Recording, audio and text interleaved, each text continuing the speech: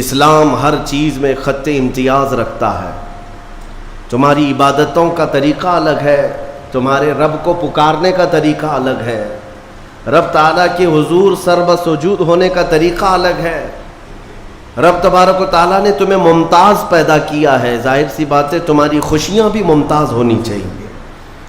پوری کائنات میں لوگ اگر خوشیوں میں ڈوب کر شراب نوشی کرتے ہیں تو یہ خوشیاں نہیں ہیں. اگر آج کی رات یا آج کا دن لوگ یہ سمجھتے ہیں کہ خوشیوں کا مطلب ہے کہ خوب انٹرٹینمنٹ کیا جائے، نفس جو چاہتا ہے وہ سب کر لیا جائے، تو اسلام اسے خوشیاں نہیں کہتا. میرے عزیزو، میں یقین کے ساتھ کہتا ہوں کہ اسلام میں جو بھی عید آئی ہے، جو بھی عید ہے، آپ اس کا تجزیہ کر کے دیکھیں. آپ کو کھلے میدانوں میں سڑکوں پر چھوڑ نہیں دیا جاتا کہ دن بھر جو کرنا ہے کرو، نہیں، بلکہ خوشیاں منانے کا طریقہ یہ بتایا گیا ہے کہ سب سے پہلے اٹھنے کے بعد وضو، غسل، عطر، خوشبو کے ساتھ پہلے بارگاہ رب العزت میں آؤ اور سجدہ کرو. یہ خوشیاں منانے کا سب سے پہلا طریقہ یہ ہے کہ مسلمان جب سب سے زیادہ خوش ہوتا ہے تو سجدہ کرتا ہے. تو سجدہ کرنے کے لیے آج عیدگاہوں میں، مسجدوں میں جو لوگوں کی آج قطاریں ہیں، صفیں لگی ہیں، میرے عزیزو، یہ اسلام کا خوشی منانے کا طریقہ ہے. یہ نہیں کہ لوگوں کے درمیان کچرا بن کر کے لوگوں کو ایذا دے کر کے خوشیاں منائی جائے. اسلام اس کا قائل نہیں ہے. بہرحال سب سے بڑی خوشی ہمارے لیے کون سی ہے؟ اللہ نے فرمایا قرآن میں، اے محبوب آپ فرما دیں جب اللہ کا فضل آئے اور اس کی رحمت تو خوشیاں مناؤ. تو اللہ کا فضل اور اس کی رحمت کیا ہے؟ اللہ کا فضل اور اس کی رحمت کیا ہے؟ بہت ساری چیزیں. رمضان یہ اللہ کا فضل ہی تو تھا. تمہیں کھلا پلا رہا ہے یہ اللہ کی رحمت ہی تو تھی. تمہیں صحت اور تندرستی دیا یہ اس کی رحمت ہی تھی.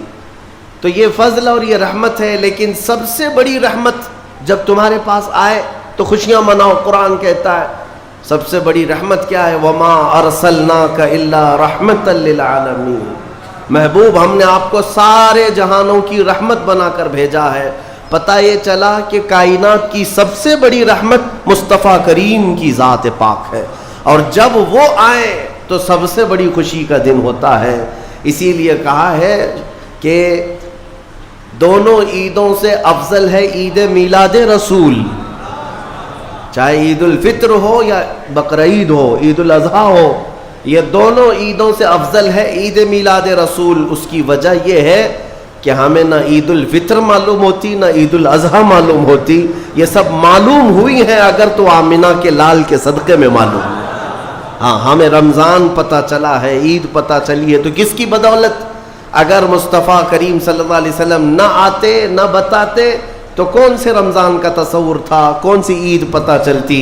اسی لیے حاصل کلام تو یہ ہے میرے عزیزو، وہ جو نہ تھے تو کچھ نہ تھا، وہ جو نہ ہو تو کچھ نہ ہو. جان ہے وہ جہان کی اور جان ہے تو جہان ہے. آج عید اگر منانا بھی ہے تو میں یہ ضرور کہوں گا کہ آج عید پڑھنے کے بعد، نماز پڑھنے کے بعد سب سے پہلا کام جو آپ کرتے ہیں وہ کیا ہے؟ سب سے پہلا کام آپ یہ کرتے ہیں اپنے ماں باپ، اپنے رشتہ داروں سے ملاقات، اور گھر جلدی بھاگ کر کے جاتے ہیں کہ اپنے بڑوں سے ملاقات کرنا ہے. آج مصافحہ معانقہ کا دن ہے. آپ کو اپنے ماں باپ جس قدر یاد رہتے ہیں میرے عزیزو، اس رسول کو آج ہرگز فراموش نہ کرو جو اپنی رات کی تنہائیوں میں تمہیں امتی امتی کہہ کر یاد کیا کرتے تھے. آج ان کا دن ہے، آج اس رسول پاک کا دن ہے. سورج کے ڈوبنے سے پہلے پہلے تک کثرت سے میرے آقا کی بارگاہ میں بیٹھ کر درود بھیجو اور عرض کرو کہ آقا آج میری خوشی کا دن ہے. میں اپنے ماں، اپنے باپ، اپنے بھائی، اپنے بہن، سب سے زیادہ اگر دنیا میں کسی سے پیار کرتا ہوں تو وہ آپ کی ذات مبارکہ ہے. رسول پاک صلی اللہ تعالیٰ علیہ وسلم کو یاد کرنا آج کی عید کے دن کا ایک بہت ہی بڑا حصہ ہے مومنوں. باقی میں دوسروں کے بارے میں نہیں کہہ سکتا جن لوگوں نے آج کی عید کو جوا کا اڈا بنا لیا ہو، شراب پینے کا ذریعہ بنا لیا ہو، سینما تھیٹر پہ جا کر کے عیش کرنے کا ذریعہ سمجھا ہو.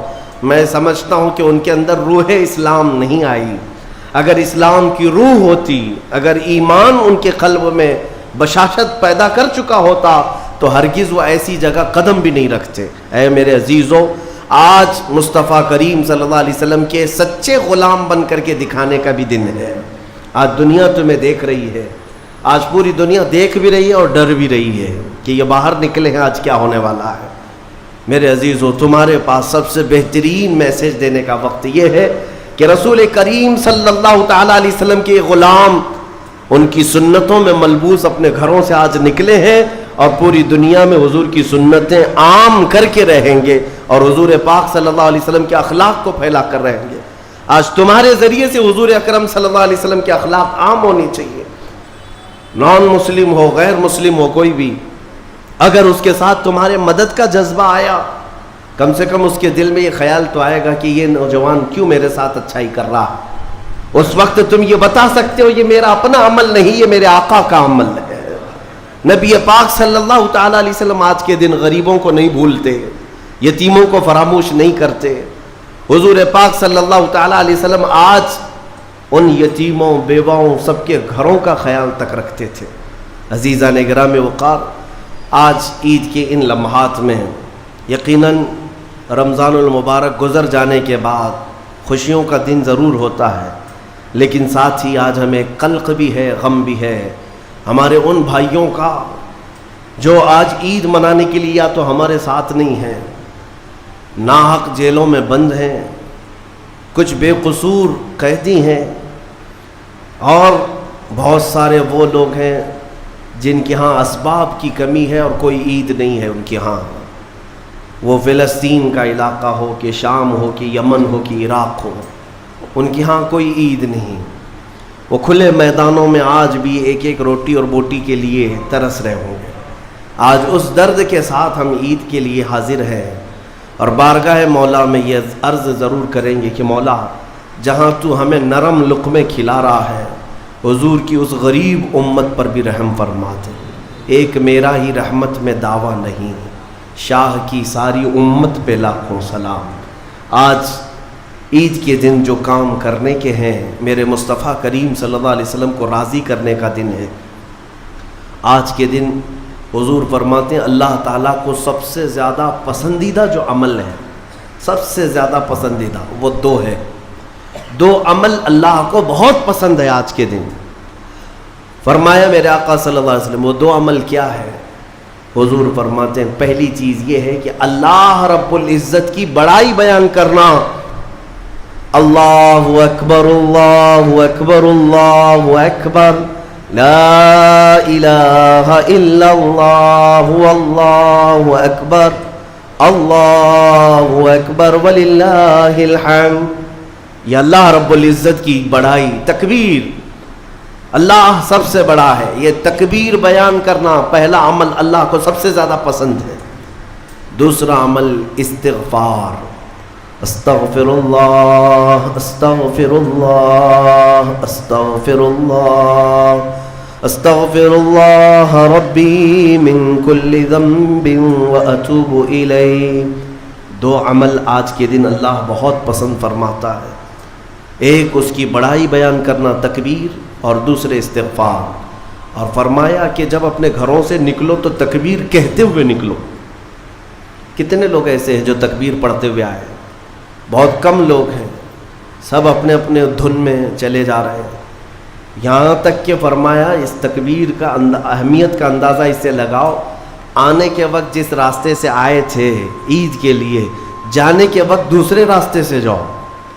واجب نہیں ہے، لیکن اس کی حکمت کیا ہے؟ ایک راستے سے آنا اور دوسرے راستے سے جانا سنت۔ فرمایا گیا کہ جب تم ایک راستے سے تکبیر پڑھتے ہوئے آتے ہو تو اس راستے پر موجود جتنے مکان، پتھر، درخت ہیں وہ سب تمہاری تکبیر کی گواہی دیں گے۔ قیامت کے دن تمہاری تکبیر کی وہ گواہی دیں گے کہ مولا یہ ہمارے سامنے سے تیری بڑائی کرتا ہوا گزرا ہے۔ تو ہو سکے دوسرے راستے پر بھی گزرو تاکہ زیادہ سے زیادہ ان تمام چیزوں کو اپنی تکبیر کا گواہ بنایا جا سکے۔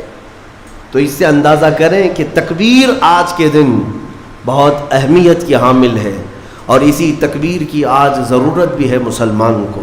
اقبال نے بہت اچھے انداز میں کہا تھا، کفر دم توڑ دے گا ٹوٹی ہوئی شمشیر کے ساتھ، گر تم نکل آ جاؤ ایک بار نعرے تکبیر کے ساتھ۔ مطلب یہ ہے کہ اس تکبیر کا آج بھی بہت سارے لوگوں کو انتظار ہے، جس تکبیر کی آواز سے ہی کفر کے خیموں میں ہلچل مچ جائے۔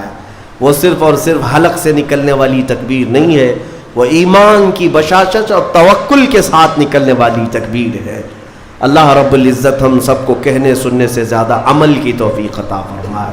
آج میرے عزیزوں، عید الفطر میں جو نہیں کرنے کے کام ہے وہ مجھے بتانے کی ضرورت نہیں، سمجھدار طبقہ ہے ہمارا۔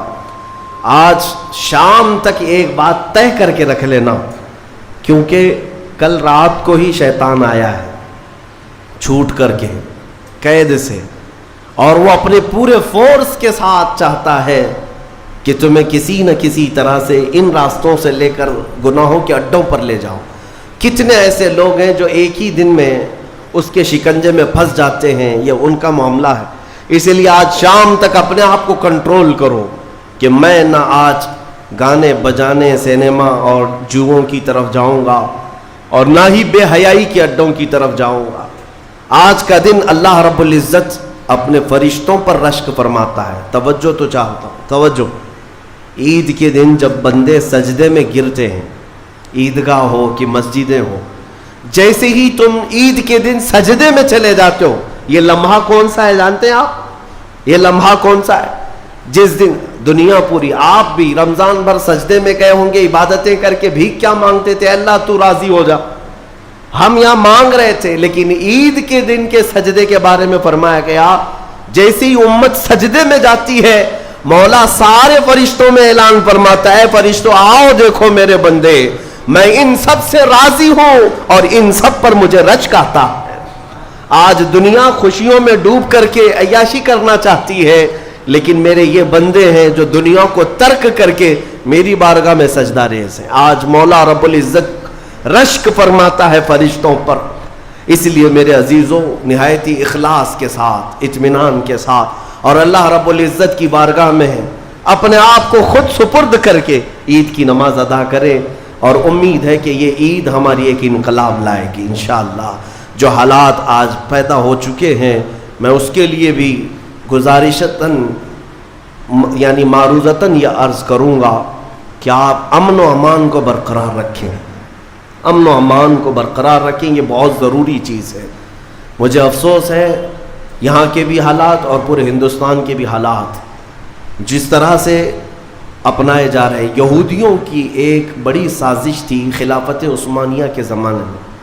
وہ کیا کرتے تھے کہ مسلمانوں کو بھڑکانے کے لیے، ورغلانے کے لیے کچھ ان کی مقدس چیزوں کی توہین کرتے تھے کسی ایک کے ذریعے سے، اور جب مسلمان بھڑک جاتے، باہر آتے، تو پھر ان کے بیچ میں یہ یہودی بھی داخل ہوتے تھے، باضابطہ یہ طریقہ اپناتے تھے، اور پھر مسلمانوں میں آپس میں لڑا دیتے تھے۔ اس کے بعد وہاں سے خلافت کے خلاف اعلانات بھی کرتے تھے، اس میں یہودی داخل ہوتے تھے۔ تو اس طرح بھیڑ جمع کر کے باہر ورغلانا، لوگوں کو اکسانا، یہ ان کا کام تھا تاکہ زیادہ سے زیادہ مسلمانوں کا نقصان ہو سکے۔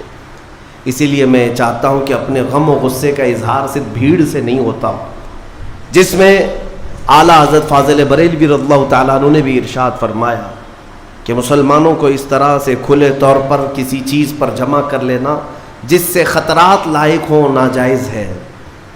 آپ ان چیزوں کا بہت خیال رکھیں کہ دشمن طاقتیں آج یہی چاہتی ہیں کہ تمہیں اکسا کر، ورغلا کر تمہارا زیادہ سے زیادہ نقصان کر سکیں۔ پچھلے 2 سال کا عرصہ گزر گیا، بنگلور میں بھی ایک حادثہ ہوا تھا، وائلنس ہوا تھا، غالباً رمضان کے موقع پر ہی 125 کے قریب نوجوان 2 سال سے ابھی تک جیلوں میں بند ہیں۔ کچھ چھوٹ گئے، کچھ ابھی تک باقی، اس میں کئی سافٹ ویئر انجینئر ہیں اندر بیٹھے ہوئے ہیں۔ تو یہ سب حالات دل کو دہلا دیتے ہیں۔